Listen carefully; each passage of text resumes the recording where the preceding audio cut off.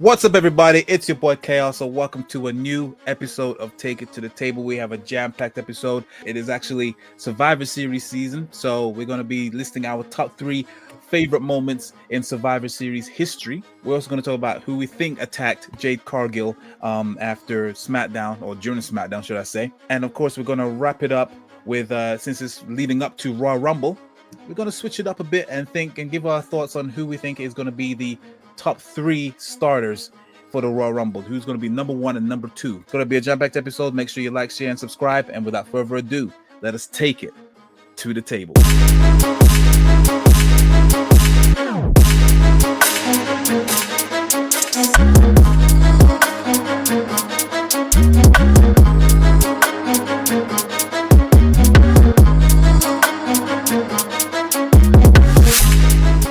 All right. So yes, for this jam-packed episode, I need to have a jam-packed, esteemed panel. But I'm going to introduce them individually. First up, we have none other, straight from Philly, none other than Anthony. How you doing today, sir? It's always fun to do the show. Obviously, tons of interesting topics, and it was about a year ago that I was on here that I broke soul. So let's celebrate that. Yes, 1 year anniversary all around. Obviously CM Punk, you obviously destroying Soul, and yeah, but obviously someone that's actually returning, making a long-awaited return back to the table. He made his debut at WrestleMania 39, the Mania special, and is none other than the one and only Coby. How you doing today, sir? I mean, I'm doing pretty good, of course. It's the first official time I've been on a Take It to the Table that is being recorded, that is being posted to the YouTube. That's not all in person. I got my formal tie, of course, taking it to the table. I don't see any cutlery, though. But regardless, it is a big one because this is the third Take It to the Table because we, and by we, I mean you, myself, Clark, and Soul, did the original live Take It to the Table when Vince McMahon retired the first time. That's when I made my Take It debut. Then, of course, the WrestleMania 39 special.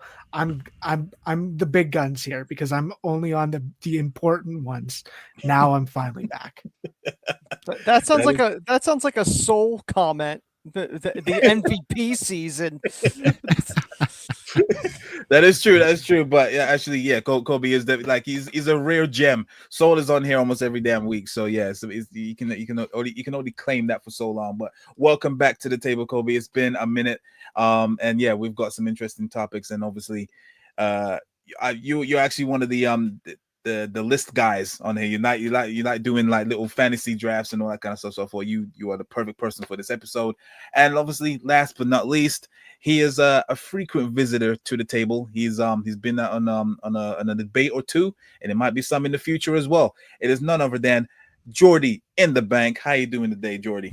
Hey, I'm good, man. I'm good. Yeah, I agree. I seem to be visiting the table. Perhaps it's nothing against you, Chaos. I love coming to the table, but I always seem to be embroiled in some. Embroiled in some what? if you're gonna fall apart, that is the best time to do it. What?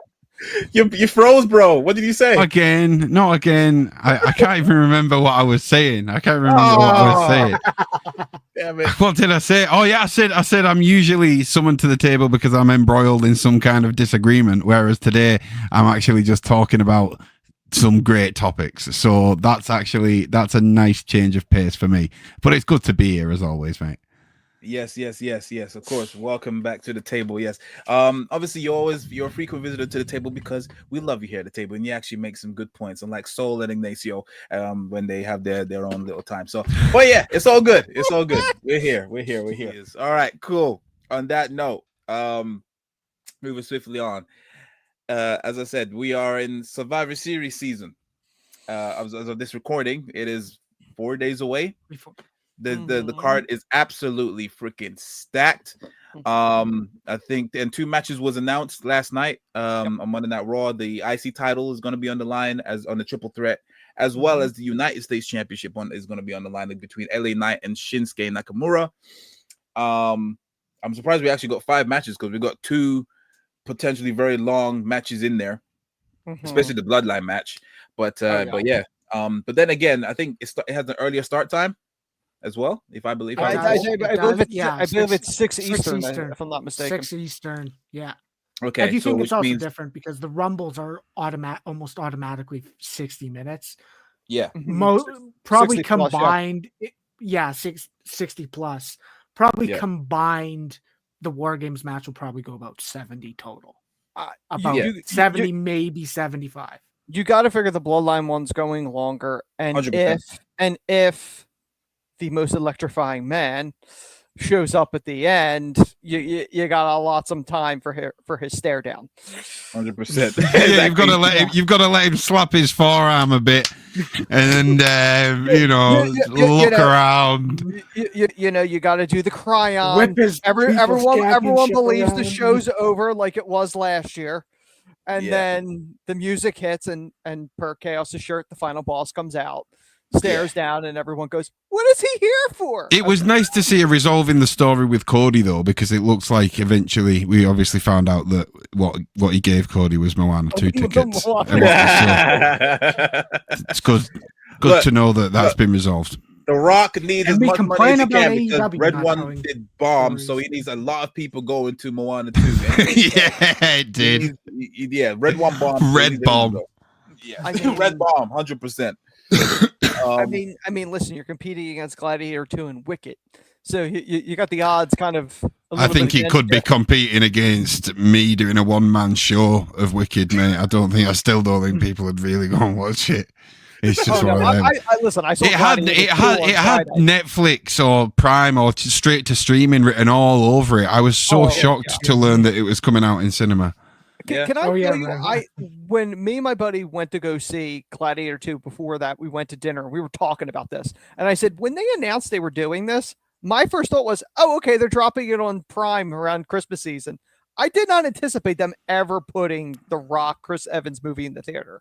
Trust me, really did not. It's going to go streaming very quick. By Christmas. I mean, by Christmas. Yeah. The funniest part is the Rock's quote unquote statement of when the Rock saw the movie in the IMAX. He went, "Oh, this is tremendous." Whatever. This is tremendous. He was watching Oppenheimer. He was watching Oppenheimer.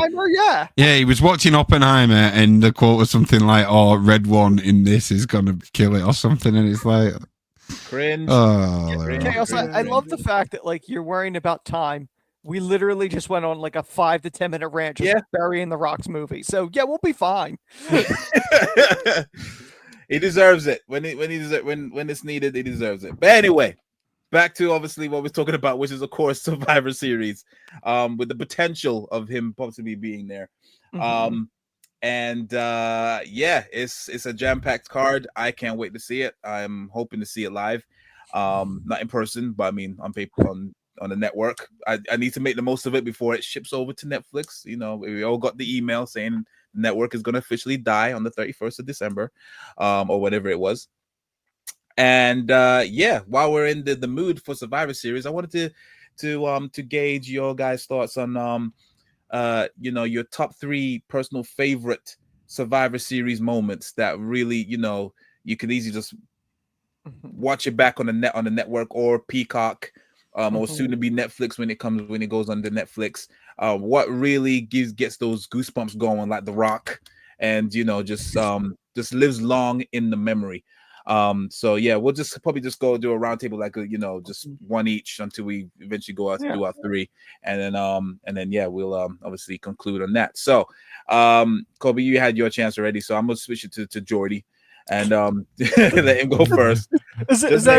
Is that a consolation, consoling him for the? Yeah. I feel bad, putting his big guy on number 1. John Cena beating the Nexus. No, I'm joking. Raw pay-per-view, but no. Oh yeah, it was, wasn't it? It was. Yeah, I always just assumed because it was a multi-person tag match. It was one that began with two S's, so you're close. Yeah, close, very close, very close. Jordy, what's one of your favorite moments in Survivor Series? I'll kick off, and I'll get it out of the way because I'm sure it's on all of our lists. But I think last year CM Punk returning, we witnessed one of the most iconic Survivor Series moments. And you know what? There's been so many, and I've going from ones that I can remember watching and go back, because there are certain debuts, for example, that I don't really remember, so I've not put them in my list. But I think everyone definitely on this call and anyone that watches this show was around a year ago and watched CM Punk return the day that hell froze over. And yeah, it was just one of those moments where they brought up the little logo in the corner. You know, we all thought it was done, and the fact that his entrance starts with a static as well, it just added to it, that little note of the static, and everyone just lost their mind. It was in Chicago. It was just as perfect as it could have been. And yeah, so it's definitely top 3 for me. I think it'll always be top 3 for me, even if you were to ask me in 20 years' time. I don't think recency bias is really coming into it on this one. No, I totally get that, bro. I watched the Survivor Series live, and so imagine 4 a.m. and when I heard that static, I marked the hell out. I mean, I live in a semi-detached house, and I'm pretty sure I woke up my my whole street the way I marked out, bro. That was absolutely just memorable, because we just thought like, yeah, it was, and it's been a while that we've seen that that Triple H, you know, trope where he just shows the end of the show, and then, you know, something happens. And it happened right there. I thought, yeah, there's no chance it's happening, and then that happened. So it was one of the most greatest returns, yeah. And surprises for sure, because we always wonder what if, and it happened. So that was absolutely one of those. Like, I had done the take it with you, and I said, oh, he should come back if he can, you know, that Survivor Series at Chicago, obviously, if he had a non-compete or whatever. But it was absolutely one of those moments where I thought he's going to show up, but there was a part of me that went, maybe it's just wishful thinking. And then, you know, you see the cryon, and I'll never forget it. My buddy Chris was over, and we're watching it, and I'm like, I guess it's not going to happen. And then they did this wide shot with the cryon, and I went, wait a minute, why are they going to this shot? And then it hits, and you know, it's few things, like when you've been watching wrestling as long as I have, it's hard to really get me to mark out, like legit mark out. And it was absolutely one of those moments. And I literally remember going, the crazy bastards pulled it off. I just remember me saying that and just completely being absorbed by the moment. He didn't have to do anything. It was just that moment. And then immediately I checked the shop and went, here's a t-shirt. Bought. And I'm like, you know, and that's exactly how that went. But it's one of easily the most iconic moments. And I think I had said this to you guys privately. Survivor Series is very interesting because it's one of those pay-per-views of the core 4 that, you know, at one time pre-network, they were considering getting rid of because it had the lowest buy rate of the core 4. But when you look historically, it's had the most debuts and some of the most iconic moments, short of maybe Mania. Like when you really look at it, you could start rambling off people that have debuted there and iconic moments. So it's one of those pay-per-views that something special usually happens. Yeah, 100%. I mean, yeah, that's definitely probably one of the top 3 things that make that every time I watch it back, I always get goosebumps. Like that when the Hardys returned at WrestleMania 33. Yeah. And when Eddie Guerrero won the WWE Championship. Anytime I watch that, automatically I get goosebumps. I'm like The Rock, just instantly. It's just absolutely amazing. So yeah, it's something that, you know, considering the era that we live in terms of social media and whatnot, it was definitely one of those things where, like, could it happen? It was so 50-50, so 50-50. And yeah, like they pulled it off without hardly anyone knowing. And obviously seeing the behind the scenes. I love that. By the way, the behind the scenes stuff. I love seeing that stuff. Yeah. 100%. So yeah, that's a good shout, Jordy. That's a good shout. Let's move it up. I think the interesting part about it is, and I mean, if you look at it, and I mean, this is a testament to how good the product is right now. Is if you, even if that was shows many before, or any shows before, we saw the 2019 indication where they were chanting AEW because the Seth and Fiend Hell in a Cell was terrible. Mhm. And I mean, the crowd did not hijack that show. Even then, if you saw the Jey Uso entrance on the cage, on there, and seeing the waves, it was a magical moment. Without the CM Punk return, that main event was class last year. Yeah, it was. It was brilliant. The crowd did not hijack it. It was great. It was well done. The Randy Orton return was, I mean, of course it's going to give us goosebumps. It's Randy Orton returning looking like a stud. And I mean, obviously the fact that, like you said, it was a Triple H trope. You have the watermark, boom, Adam Cole debut, boom, Ciampa turns on Gargano. Yeah. It exactly happened here. Watermark, wide shot, static. It was there. I jumped out of my seat. I'm pretty sure I said multiple curses at the time, saying they fucking did it. They did it, blah, blah, blah. And it happened. It was a beautiful moment where, I mean, it also represents a different time because obviously Jordy wasn't a part of WR at the time, but all of us were. We're involved in wrestling. I don't want to say wrestling media, but wrestling content creation. Yes. It represents a time where, like Anthony said, we were able to mark out because it was that beautiful of a moment. I even loved, this is a side thing, I loved the stage for it because it was the smaller stage where it was just the entrance. And I loved that the screens were on the side and there was all the different Punk logos from over the years.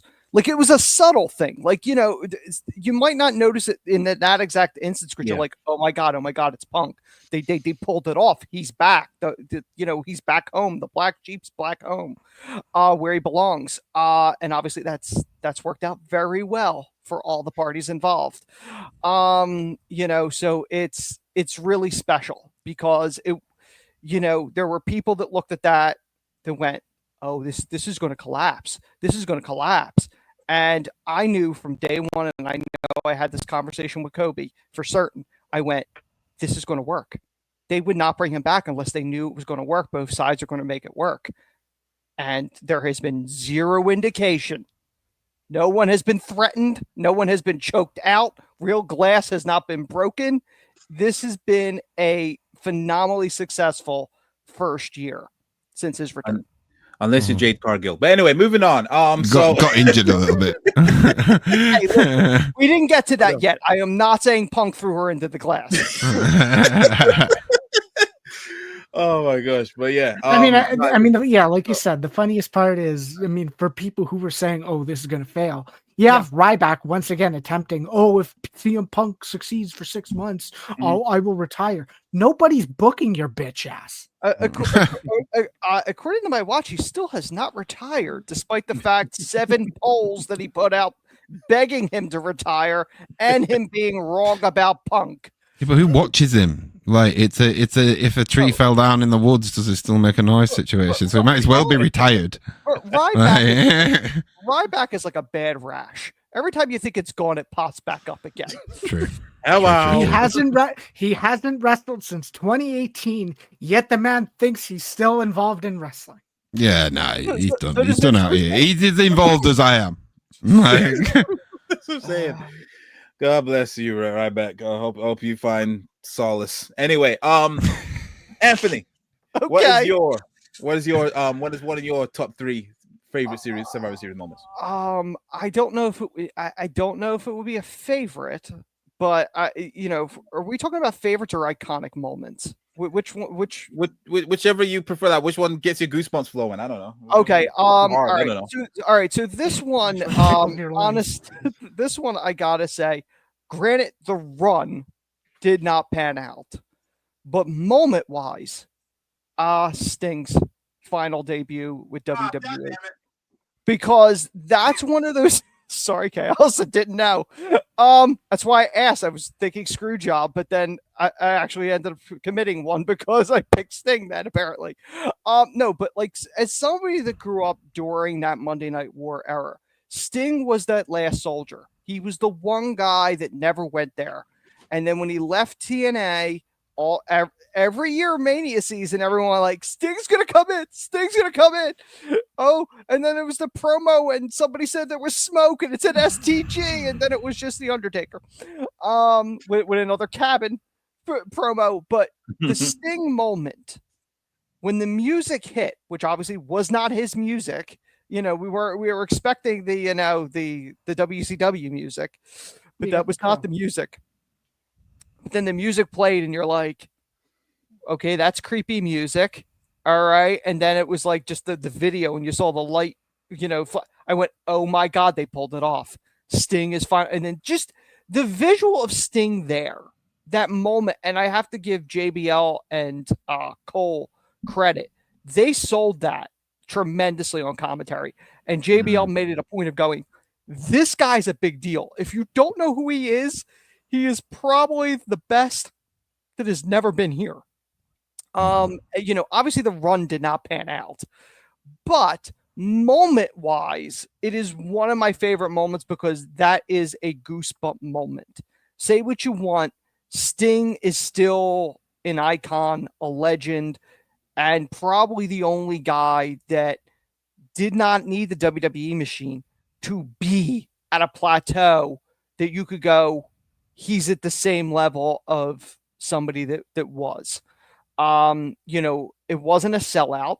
He considered himself, he wanted to have at least one Mania moment in his career. Was it the Mania moment he wanted? No, he obviously wanted Taker. And obviously, that whole thing. But just the fact of the stare down and the way they did it, and him and Hunter circling one another, it's an absolute goosebump moment no matter when I go back and see it. No, I agree. That is definitely one of those moments that will live long forever. I mean, hell, even the match before it was great, and Dolph Ziggler won that match thanks to Sting, and yes. that was actually a great match, a good showing for Dolph Ziggler. People tend to forget that, but the longest sell ever of him and Seth being down. It's literally the longest of all time. No, yeah, but give the refs a run for the money. I know, right? Definitely. Yeah. But yeah, no, it was. I agree that that's definitely one of understandably one of the greatest moments in Survivor Series history. For me, I mean, Jordy and Anthony, you've given like moments or segments that's happened in there, but I'm gonna go for a match. And one of my favorites, honestly, is pretty much why am I saying pretty much? It's the first ever Elimination Chamber match, 2002. Oh, yes, yeah, the Shawn Michaels with the bobby hair. Yeah, and the worst, and the brown pants. Like he just crapped himself. Worst attire to wear to win the title. But anyway, the fact that you had all like different types of styles of wrestlers, and they all meshed well together. Rob Van Dam doing the high flying stuff. Triple H working with a crushed throat. Thanks to Rob Van Dam. Rob Van Dam. And he's the champion, and he's still like he was like, I think he said if he closed it any inches closer, he would have choked to death. It's amazing. And yeah, he put in 110%, didn't really hold back. And yeah, it was just the fact that it was something new that we didn't know what to expect. Obviously, I think they've really nerfed the chamber now. Like before, I think it was real chains, and it was all grids and all that stuff.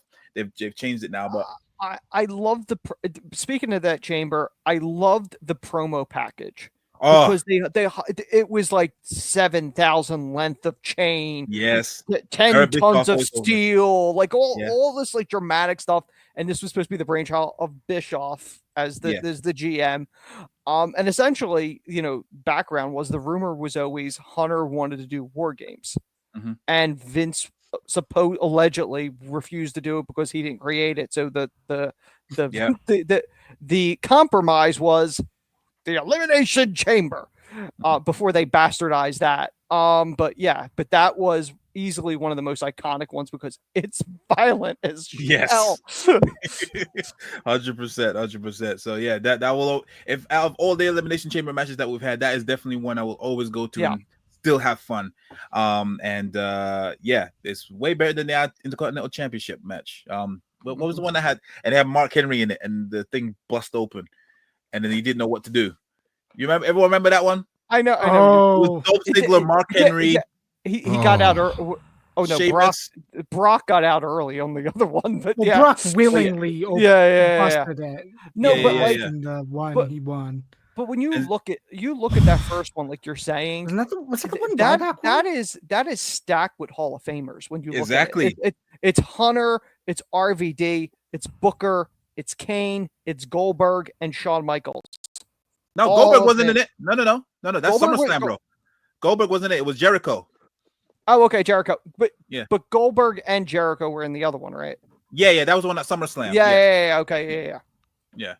No, but yeah, like I say, it was still an all-star cast, Booker T, RVD, on the people. So yeah, that was definitely one of my favorite moments. Coby, to you now, what's one of your favorite Survivor Series moments?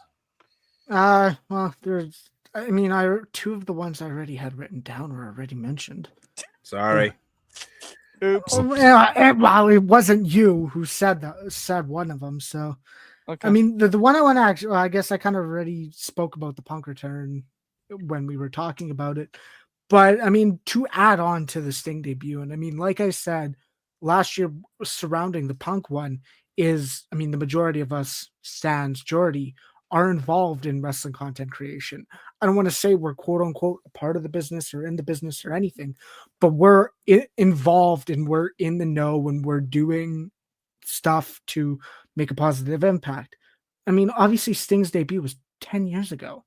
And I'm sitting here and I'm like, oh yeah, that's when I was 12 years old. That's when I was a kid. That's when I was very, very young. And the thing was, I was not in the internet. I was not on the IWC. I did not have that moment spoiled, that return, that debut, or anything. And I mean, like you said, even the match was great. That's one of my favorite Survivor Series matches of all time.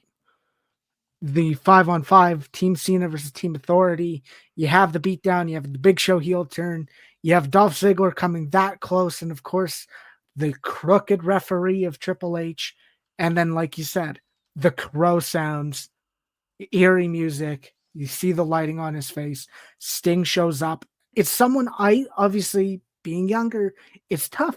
But I knew him from TNA. I watched TNA. I knew him. I knew he was a legend. I knew he was a veteran. I knew he was so very important. Of course, he had the network back then, so I was able to watch some WCW stuff of his. But as a kid, I knew the mystique of this. I knew, holy shit, it is Sting showing up on a WWE product.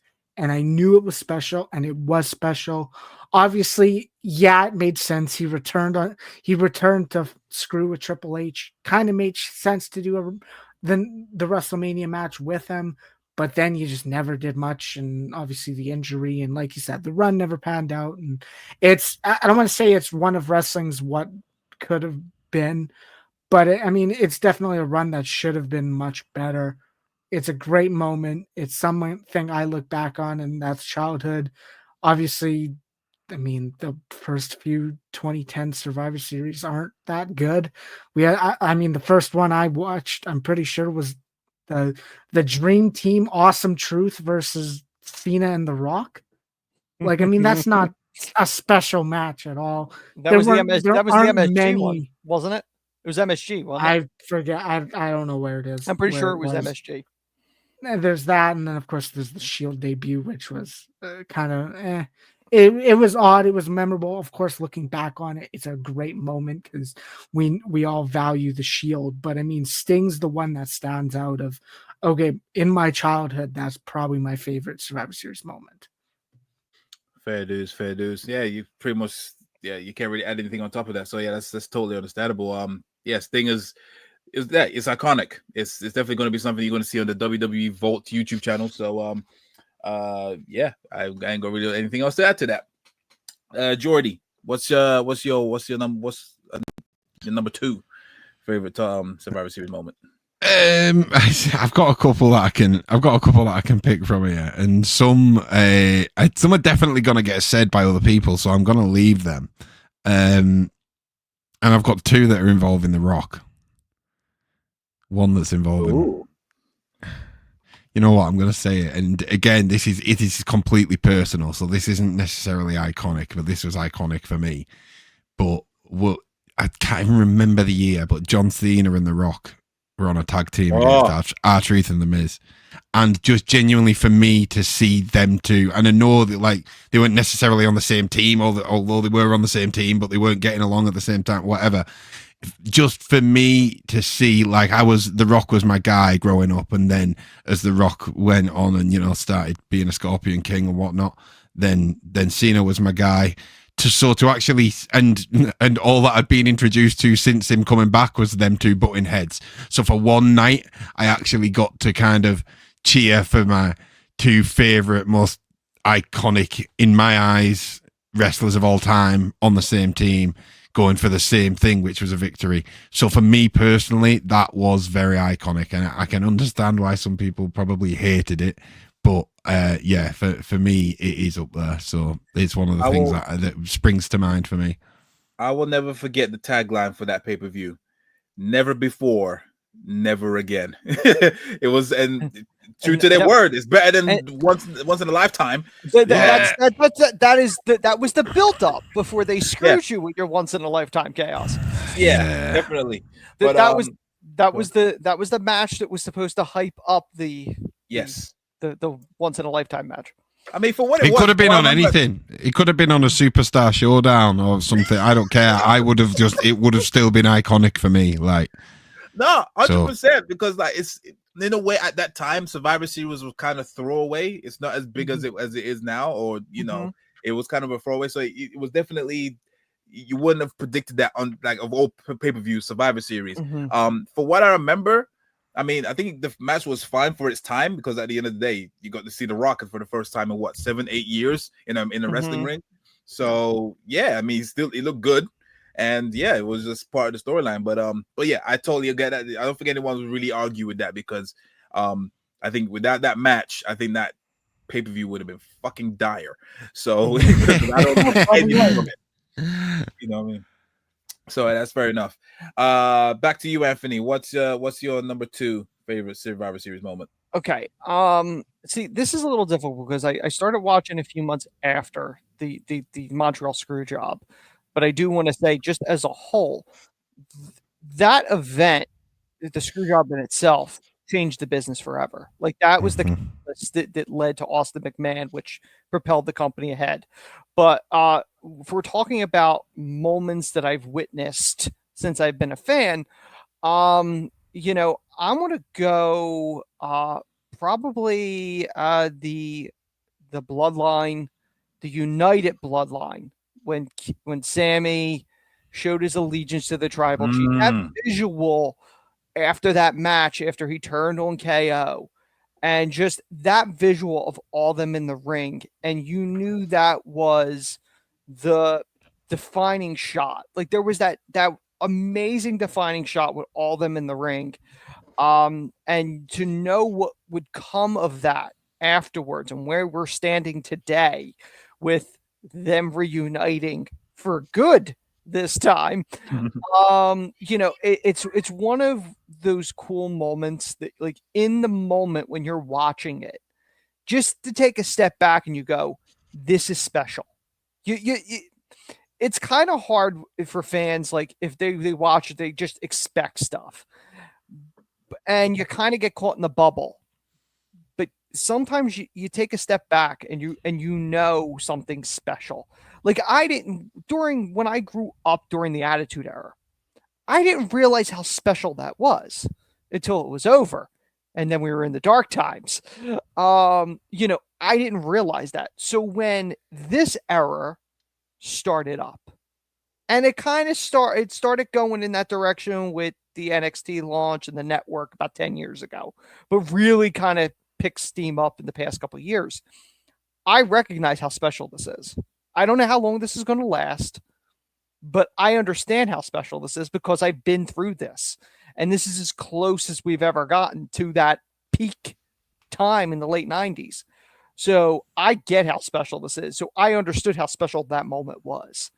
So it without a doubt in my mind, the Bloodline may be the greatest long-term story when everything's said and done that's been told in this business because of how much has branched off of it. No, facts. I need to watch that again with Little Man as well. That Survivor Series match, because it was like, it wasn't about all the flips and doodads. It was all about, that match was definitely all about what the story that was being portrayed in the ring. Sami Zayn, I'll never forget that. As soon as I think of that match, I instantly think of when Sami Zayn stopped the referee's count, and he was looking at Kevin Owens' face. He was like, "You ain't winning this, bro." And then he like took out Kevin Owens, and then, like you said, he pledged his allegiance to, and because he was trying so hard to win over Jay. And then you finally see Jay embrace him, just like finally, which they're kind of reeling that right now. If you think about it, they're doing it right now. But and then you think about like a couple months later, it's that cinematic Rumble moment, post Rumble moment that catapulted for 39 that 3 of us were at. It's like, you know what I mean? It's one of those things that was just it's such good storytelling. Yeah. And that is the lifeblood of the business. People, it's not this guy against that guy. I always go back to what Paul Heyman said. There's three questions you need to answer in any feud. Who are these people? Why are they fighting? And why should I care? If you're able to answer those 3, you're golden. And a lot of times you don't get all 3. When you have an old fuck at the fucking helm. But anyway, but yeah, times have changed, and it's obviously I'm still invested in it. I don't care what anyone says, so that's totally understandable. Another one I'm gonna say is another match on my end, and it is probably not anyone on anyone's bingo card, but I at that time I loved Raw so much, and just because of one person, and obviously the implications of this match, it could have went either way. And it was an elimination match. Team Stone Cold Steve Austin versus Team Eric Bischoff. And this was when Eric Austin was the sheriff. And obviously if Eric Bischoff's team wins, the sheriff, and obviously if Eric Bischoff's team won, he'll be out of power. And his team was what Austin's team was Shawn Michaels, Rob Van Dam, Booker T, Bubba Ray, and Devon. And Shawn Michaels was the sole person. He was kicking everyone's face off. I think he eliminated like 4 people until ultimately I think Batista interfered. He wasn't in the match on Eric Bischoff's team, but it was during the Evolution days, and he powerbombed Shawn Michaels, and Randy Orton came in and took the pin, and then Austin was out of power. But that had so much riding on the line, and I just loved. By that time, Austin was a cinema for me. He was just absolutely iconic in his role. Listen, the whole run was not what we anticipated, but I do have to say the blow off at the 02 Survivor Series. No, wait. 01. No, it was 03. Right. No. Not what I'm going with.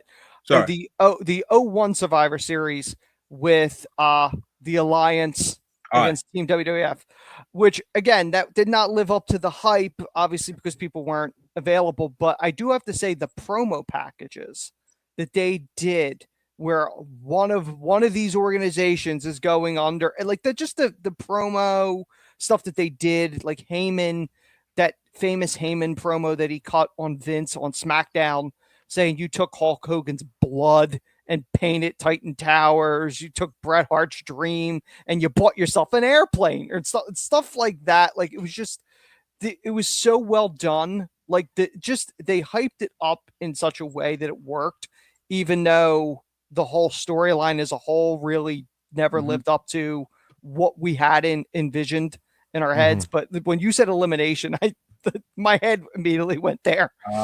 Fair enough. No, but yeah, no, it was that moment was great. Obviously everyone was expecting more from Austin at the time. Obviously he was injured and whatnot, but yeah, that match it was so fun, and the chemistry between Austin and Bischoff was always great when they were on the screen. So that's why it was definitely one of my most enjoyable elimination matches. Okay, Coby, your turn. What's yeah, because you said we already mentioned two, so yeah. Okay, so I will say which one, and of course that was Punk's return. That was one I mentioned, been mentioned already, and I will talk about another one just to bring something new to the table, as one should when they're on Take It to the Table. Hey. To me, and this is memorable simply because of the moment, and I think we kind of talked. I'm pretty sure we talked about this on the daily when we did the Survivor Series draft of matches, and it was Goldberg versus Brock Lesnar, a match that obviously, if you saw the first one, you would not want to see again.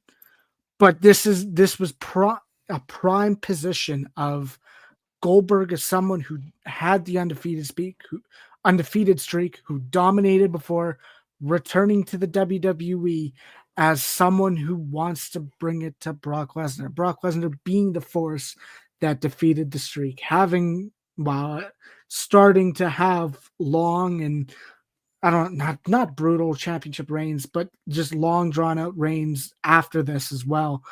But Brock Lesnar was such a dominant force, and to see Goldberg squash him, it's a moment that, of course, we're not going to go, oh, that's the greatest match of all time. That's a tremendous match. It's a tremendous moment because to see Goldberg return to wrestling, return to the ring, and squash Brock Lesnar is just something that's unfathomable to anyone who will sit there, who sat there at the time, and even sits there now. No one, if Brock Lesnar does come back, nobody expects them to squash Brock Lesnar if he has a match in the future. No one expects it now. No one expected it, but at the time either. And it was just, it was a great moment, and because you can see it in main events of the show. He hits the jackhammer, he gets the pin, and you can see the shock on the crowds. And that's exactly what this is. This is about creating moments. This is about being invested. This is about being lost in the moment and just letting emotions get to you. And that's what we've seen with the Bloodline. That's what we've seen with a lot of moments that we've already mentioned. And it very much happens here. I will never forget because I didn't watch that pay-per-view live. I watched it the day after. And when it came to the main event, I was watching it on a very legal streaming service, obviously. Pirate where you watch wrestling. And then I checked the runtime, and then I saw it was like there was I think Brock Lesnar was doing his entrance, and then I just saw it was said 5 minutes left. I was just like, oh, okay, all right. So this thing probably cut out. I literally thought that all right, someone got injured, and they had to rush to the finish. The last thing I thought was like, because I was so brainwashed by WWE that when it comes to Goldberg, they don't do the squash matches. He does long, drawn out 10-minute matches and all that kind of stuff. Mm-hmm. So I just thought, okay, someone got injured, or there's some technical difficulties or something, or is there another part that I need to click onto? And then when I saw that, I was like, holy shit, that is crazy. And it was something that you would never expect. Honestly, like, I loved it because when you look at his first run with the company, it ended on such bad notes because they tried to make Goldberg what he wasn't. Yes, because Vince always likes to create his own stuff, not capitalizing on what Goldberg was. That was pure 1997 Goldberg. That was the monster, the one that was like, who's next? No one expected it. Mm-hmm. And that's what made it great, because as long as people have been watching and everyone thinks, I know exactly what they're going to do this. No one called squash. No one called Goldberg squashing Brock, but it was the most brilliant thing to do. And for me as a fan, I love to be surprised. I love when they're able to do something that surprises me and it makes sense. It made sense. It worked. So, it's one of those iconic moments, like Coby said. It still holds up because of how awesome that was. And I know Goldberg gets a lot of flack. but in a lot of ways, his character's a lot like the Ultimate Warrior. It's supposed to be a flash in the pan. He's a monster. He's able to take people out like that. Mhm. And he was believable. If you look at the Pete Goldberg, that was believable. There was no, it wasn't he was getting pushed just to push. He was convincingly, dominating these people, whether or not it was safety or not, Brett. Regardless, visibly, it looked incredible when he did stuff. And Brock's the type of guy that could sell it and make it Brock's work. done it to others as well. So if you do it to Brock, it's a big deal. I can't wait to see John Cena do it to Gunther, by the way. But that's a different conversation. Well, I was going to say, even then, looking back at it, the most interesting part, even Goldberg from WCW, is watching the Regal shoot one, where Regal goes into business for himself and goes, you're gonna get this win. I'm not going down. There's disputes. There's disputes with that because Regal said he was told by the agent to let him work the match, and I don't know if Goldberg wasn't given the heads up, the memo that they were going to do that. But Jordy, I do have to say though, if Cena swatches Gunther, you may have to do a wellness check on David. And everyone will go, nobody saw that coming. And I'll go, I saw it coming, actually. It'll just be a quick dip. He'll be the attitude adjustment. 1, 2, 3. Cena's a 17-time champ in 7 seconds. With the STFU. the Coby name is number 1. Yeah, just for, yeah, go on. Flip it out. Fair enough. I mean, sorry, my mind just went blank. I'm gonna edit this out. 1 hour, 3 minutes, and 10 seconds.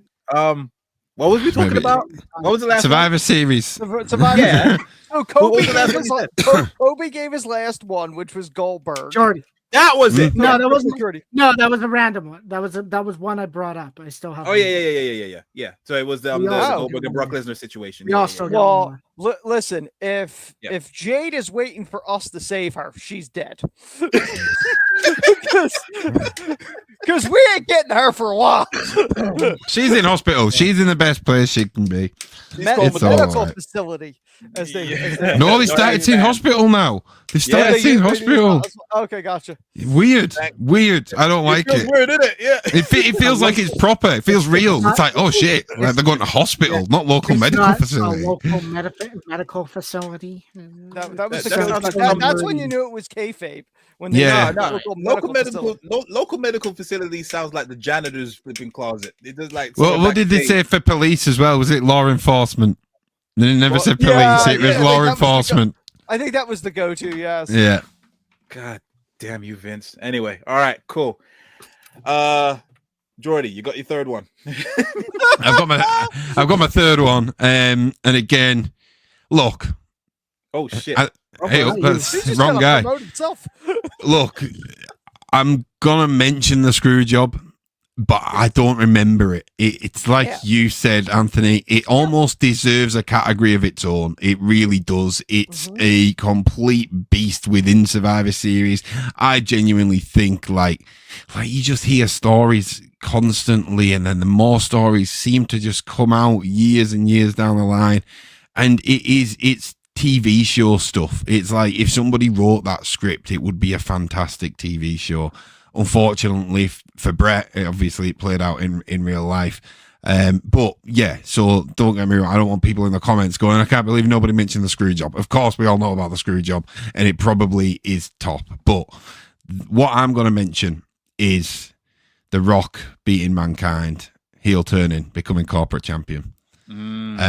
Because that to me was probably one of my first experiences of the guy that I liked being like, oh no, I can't like this guy anymore. He's heel turned, and like kind of one of my first experiences of really watching that and really experiencing it and actually being like, you know what? No, I'm just going to side with the heel because it's more fun.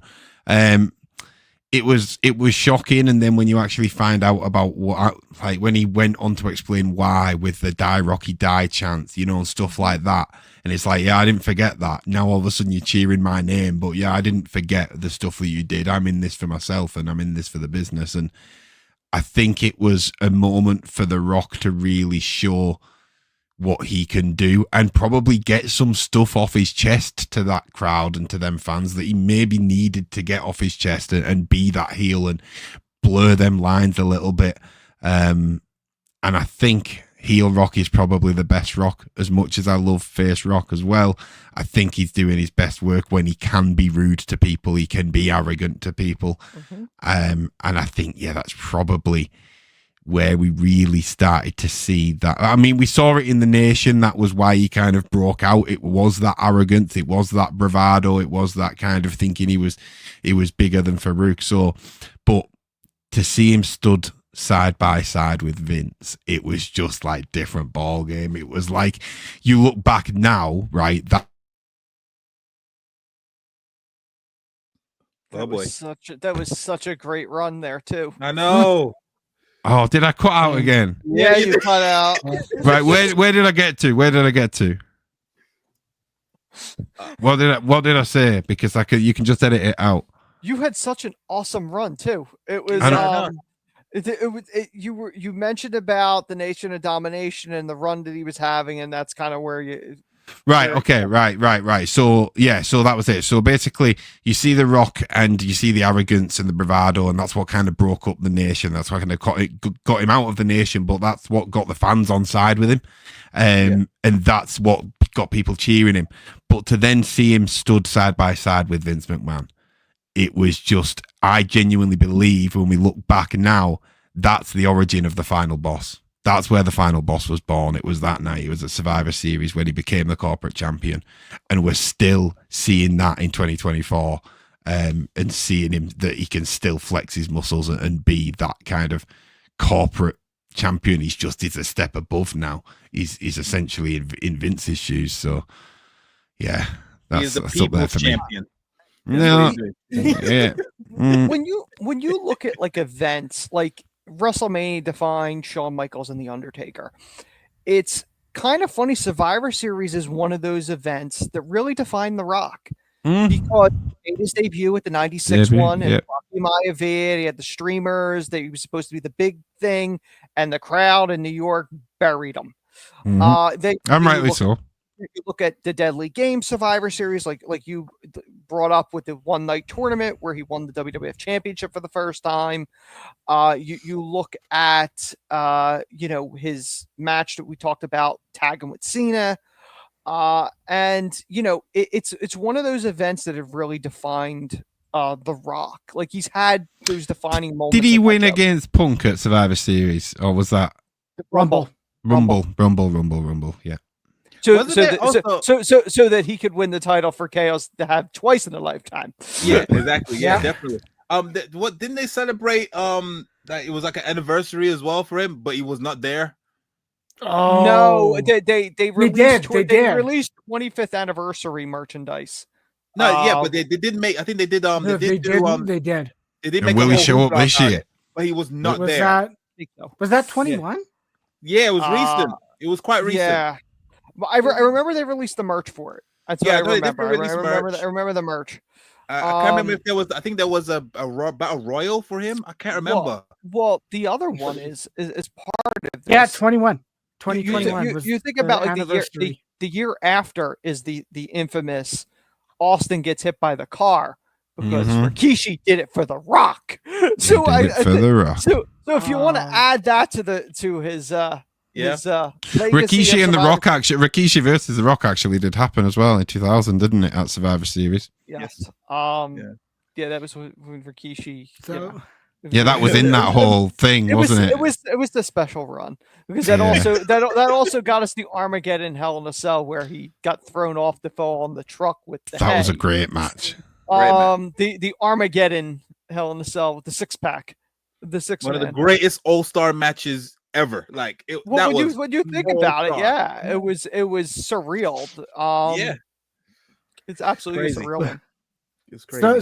So yeah, that is correct. It was 2021, and it was The Rock's 25-year anniversary. Mhm.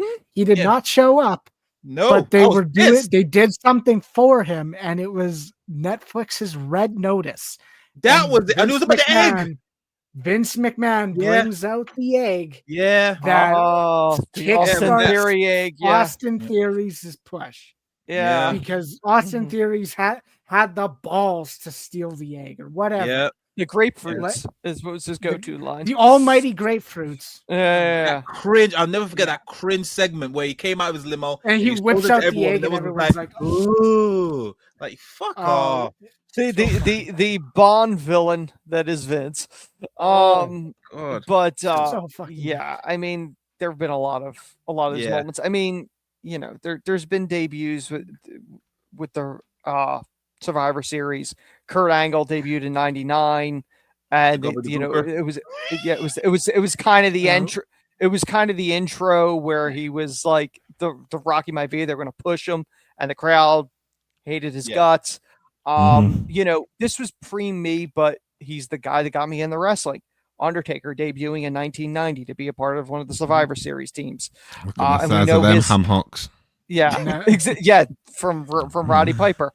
I mean, you look at defining moments. You know, I guess my third one, if you're okay with me going here. Yeah, that's Chaos. for the yeah. I think my third one. Hold on, just to continue the Rock 25th. So the Rock 25th anniversary battle royal Mhm. did in fact happen, I thought so. but it was Who a won battle that? it was a battle royal sponsored by Pizza Hut Yep, I remember this. that Mhm. Omos won. Yep. It did wonders for his career. Omos Probably did more last- for Pizza Hut, bro. Yeah. I'll never Omos forget the last commentators eliminated were just yamming that Ricochet down. to win a battle royal for Pizza I could Hut. do with a Hut. That was being hyped up as the Rock's anniversary battle royal, but they Yeah. whipped and slapped a Pizza Hut sponsorship. Why on do it. they do things like that? Or No, did why did they? they do that? Money. Yeah. That's what. Money? That's But that's the funny. thing. There's a difference because even then, we look at last year, the Slim Jim battle royal that LA Knight won. Yeah. It was at least better than a random Omos winning it. Like, Yeah. there's a That was difference because compared to we were how like, they just held it. give LA Knight something. give For LA the Knight love something. of God, just give him Well, something. because you know it's like the heir apparent to Macho Man, which was always the infamous story according to Lanny Poffo, why Randy was blackballed when he left WWF when all these other people got brought back was when he left, he brought Slim Jim with him, and the money that WCW got paid Ooh, from Slim Jim, Randy was free. That paid his salary at WCW, and Vince was always pissed that he lost that sponsorship. At least that's He always lost that the account. legacy. No, it makes sense. But as far as the third one, Coby briefly mentioned on it. I think from a historical standpoint, the Shield's debut, like just knowing that when they came in, these three random guys that they put together for the first time, made a pack behind the scenes and said, we will stick together and we will run this business. And you look at that these years later, they're running the business. Roman's easily the biggest name that's maybe of all time in the business, other than The Rock. The Rock's the biggest name that's ever, but like as far as wrestling dominance and just drawing power inside the wrestling bubble, Roman's up there. And you know, it's kind of funny that, you know, for years he got pushed and the crowd went no. But then the moment he went heel, the fans respect him. I think the turn happened with Roman when he went out there as Joe to announce that he had cancer. Because as much as wrestling fans will bury people, they're humans. They respect, I think that was when the tide turned with Roman and for a lot of fans. Mm-hmm. You know what I mean? I feel like that one. Seth has obviously had multiple characters. Obviously, the king of drip being, you know, the predominant one now. The drip god. Yeah. You know, but you look at it like just and Moxley's pretty much running AEW. He's the go-to safety net. Oh, this person fell apart. All right, put Mox in there. And that was before this takeover. That's not really a takeover. With no stakes whatsoever. But just looking at it, like, I don't think there's ever been a better 3-man group. I mean, you could say the original NWO, but they watered it down so much. The Shield was never watered down. The Shield was always the 3. And they were brought in to help Punk retain the championship against our friend Cryback. But yeah, just as a whole, like, you look at the impact they've made on the industry. It's definitely one of those defining moments, and it's one of those ones that, like, if you go back now and watch, and knowing what these guys are going to become, it's extra special. Like, at the time, you're like, who are these guys? Because they came in unannounced, they invaded. But knowing what you know now, that's one of those ones that means more because you know where they're going. So yeah, it's such a special moment. No, 100%. That's yeah. I genuinely feel like when and if it does happen, I feel like they should definitely be going into the Hall of Fame as a group, and also separately. Oh yeah, Mm-hmm. I think the next time you see Moxley on WWE TV will be the induction of the Shield, and Seth has pretty much said that. He's like, listen, it's probably never going to happen on air again. Yeah, the Hall of Fame is probably the only place that it would happen. And I know there's a whole debate of, like, would Moxley do it? I think he would do it for Roman and Seth. Yeah, I think and Vince is gone, so his issues were with Vince. So that's where I think it's going to end up being. It may be years from now, but I would presume that's not this decade. when it happens. Needless to say, they will be headlining the Hall of Fame that year, regardless of where it is. It would almost be ironic if they do it, because I don't remember the location of that Survivor Series that they debuted. But it would almost make sense, depending upon where it is, if they did the Mania there. Indianapolis. Okay, so that is possible then. Yeah. Very possible. That would be an ideal spot to do it. Yeah. Where they debuted, where they go in. I think that would be, if I'm fantasy booking their Hall of Fame induction, that's where you do it. Yeah. No, it's facts. The only other place you could do it is probably Florida, because of the NXT Florida wrestling run. But, like, if you're going there, Indianapolis makes the most sense. Yeah. There should be one at Indianapolis soon, right? Well, they are getting one too soon. The deal was they get a Rumble, a SummerSlam, and a Mania. Obviously, Rumble's in the next couple months. Yeah, but the Mania is unconfirmed and the SummerSlam's unconfirmed. Yeah, I'm thinking for the only thing I would say is I guess you could put them in. You could put them in as a group while they're all still active. I don't think you will. I've never been a fan. I've never been a fan doing that. I always prefer them to be retired. Well, I know nobody retires. I guess you could almost say though, but like the Shield is retired. Do you know what I mean? It is. Yeah, I don't think it happens this decade. I don't. See, here's the thing. This is a side note thing. As far as the locations of Mania, I've been saying this. I think they are going to stay away from New York, because I think they want New York to be 50. That my guess is they want New York to be 50, because that's where it started. That's where 10 was. That's where 20 was. Fair enough. 50 makes. There's an irony if you do it in New York, in my opinion. If you do 50 there, I could be wrong. It could be in Texas. It could be in Florida. Please don't let it be MetLife. That place is so jarring to get to. Listen, I mean, it could be anywhere. I mean, I was the fact that I got 40 in Philly. I was like, all right. Like, if I never went to another Mania again, fair enough. Now, granted, I'm hoping to be in Vegas with the crew, and I already I told Soul, I said, I'm getting a hat with embroidered in the back saying 3 in a row, because I don't believe it unless it's in writing. But yeah, so like we said, Yeah. there's so many Survivor Series moments. Yeah. It's one of the easily most iconic ones. And quite frankly, if The Rock comes in and plays any type of role, if we record this the day after, we'd probably be including this on the list if something happens. Yeah. So it's Survivor Series is special. Yeah, 100%.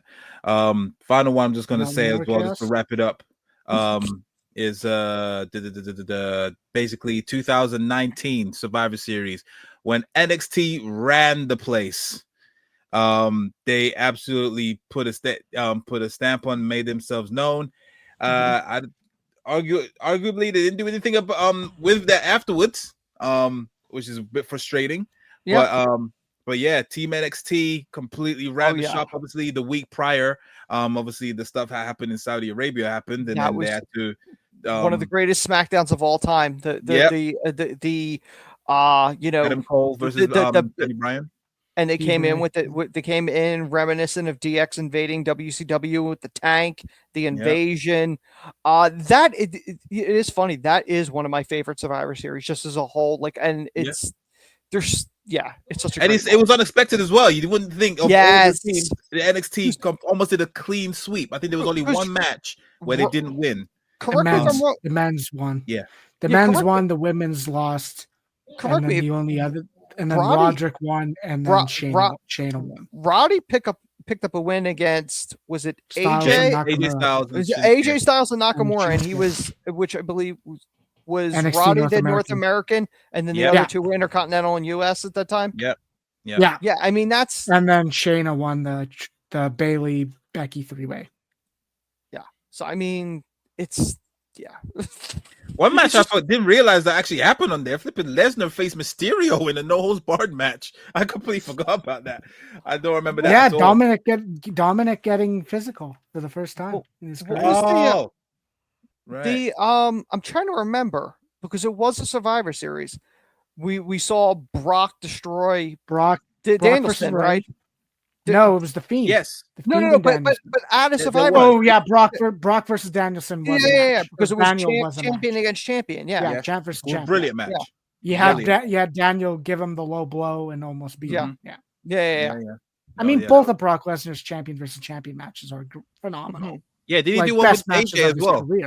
AJ as well. Yeah. Because that was the buildup. Is 1 year in the making. AJ was still champion. Yes. And Daniel Bryan beat him on SmackDown. Yeah. Which was a great match as well. That was when he turned heel. Oh, absolutely. Beautiful swerve.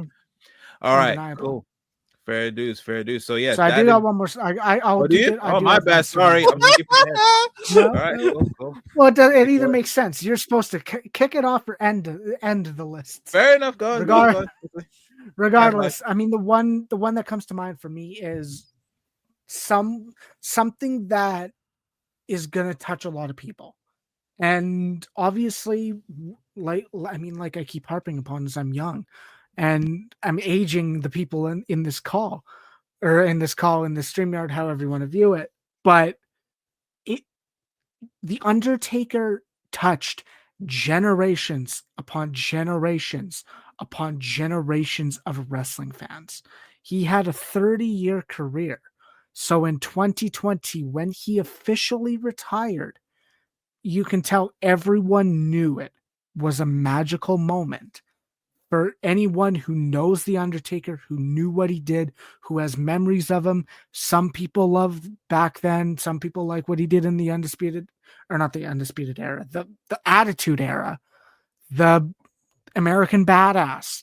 You got, I mean, in my opinion, the three matches that were the best three matches in the streak were his matches with Shawn Michaels, Triple H, and four. The two Shawn and the two Triple H in 25 to 28. And I mean, End of an Era, Hell in a Cell is one of my favorite matches of all time. But still, Undertaker has touched generations upon generations of wrestling fans. So when he officially retired at Survivor Series 2020, it's just a magical moment as a whole.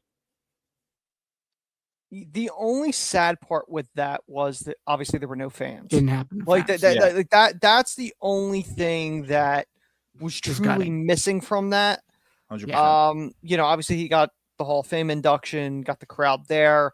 Obviously at 40, he got that one last WrestleMania hurrah as which I always love when people were complaining of going, well, Taker doesn't make sense.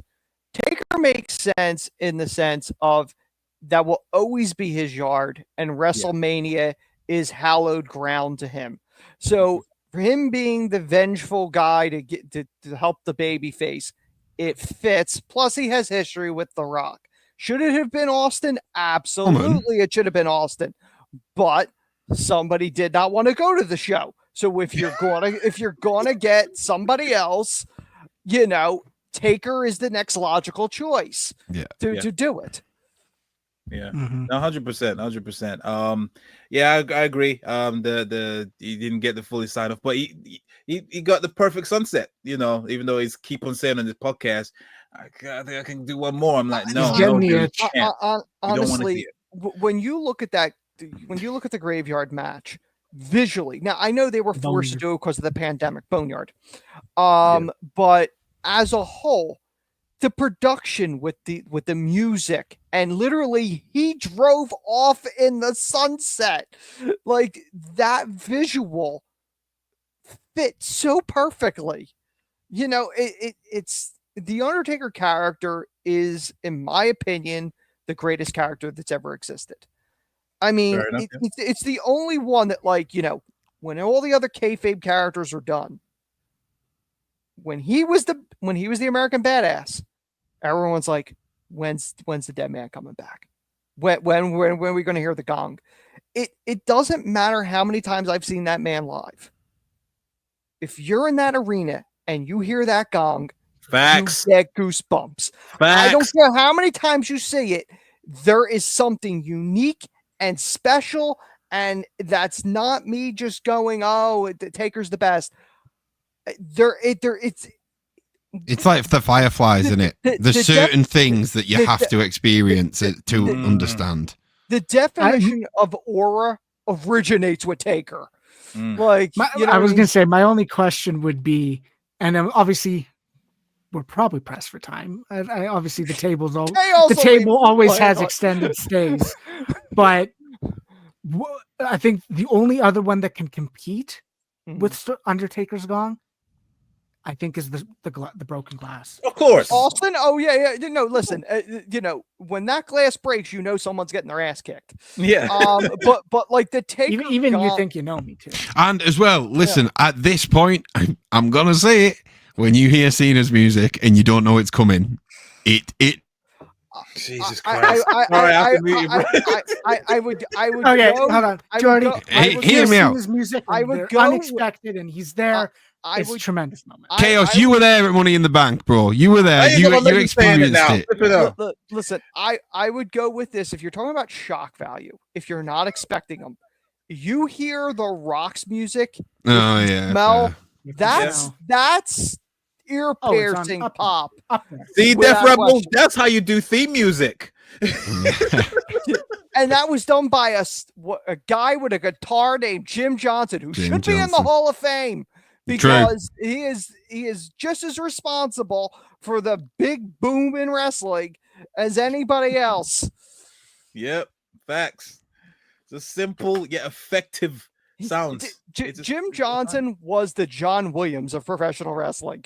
Yeah, probably. Oh, we just need a small little thing, and then the piano's on fire because he's come out with that flipping the gangrel. All you hear is the voices, and that sets you off. You just gangrel, the whispers. The Brood music is one of the greatest things of all time. Don't fuck Jim Johnston, man. I mean, I literally have that on my thing. I'll be at work just sitting there going like to the Brood music. Man, that's in my gym playlist. I mean, listen, you think of how many songs that they put out. Like, I think his last WWE one, I could be wrong, was Sting's. I think Sting might have been the last. Corbin. I don't think he did Corbin. Oh, you mean the Lone Wolf one? The end of day, the Bring the Darkness. Yeah, the original. was Okay. Jim Johnston. I tell you what, while we're on this as well, and the instant noise, Yeah. shock value, Roman's got it. Roman's theme tune has got that. I do have to. Like- I do have to say, the Roman tribal chief music is probably the best thing Death Rebel has done. Yeah. With that, Undisputed Era, I thought was that. Did one they I've do always- Sami Zayn's? Did they do Worlds Apart? No. No, Worlds Apart with CFO. Right. Awesome. See if They did do that crappy I mean, version, well, I though. was gonna They say, did do that one. you know, the other one was. Bam. That was bad. It wasn't. was bad. I don't think that was that terrible. But the other one Wasn't is good though. Jim Johnston did PCO's theme. Yes, That's he did. his most In his Ring of latest Honor, theme, but- his Ring of Honor his theme, Ring of- which I don't know think why he he still didn't. uses it. I No, think he still doesn't. owns it. It's not the same one. Really? No, it's not. Okay. No. It's Huh. I don't believe so. Whatever. Because usually there was like the tagline, "This was Jim Johnston" or whatever. But I Okay. mean, the entrance music really helps define a wrestler. 100%. Oh yeah. It's part of the presentation, and it just works. Yeah. There were so many Latino Heat, Eddie Guerrero's theme, Rey Mysterio's. The Who's that original jumping one. out the sky? Yeah, with the pop. Like, I mean, it was just Yeah. it was so iconic. Yeah. Edge's original one is one of those ones Yep. that like just worked. Now Bobby Roode. Bobby, Glorious, yes. Glorious. That is that Even could not- that you don't even Rising need to be good Sun at too. wrestling to have that theme Rising song, and it'll carry you a Nakamura's. certain length. Yeah. Listen, this is not Jim Johnson, but in wasn't. all seriousness, when you're thinking about iconic music to this day, and we saw this a couple weeks ago, the ECW theme, like to this Mhm. day, that holds up. Everyone loves the ECW theme. You're not just saying that because you're from Philly, right? No, listen, I got to experience that music inside the ECW arena a It couple weeks is. ago. So Yeah, that's pretty cool. there is something unique about that. Did you get the goosebumps? I did. Did I you mean, slap you? Did you slap your elbow? No, I didn't do that. But no, I said God, I you said missed to a you trick guys, there, man. I sent.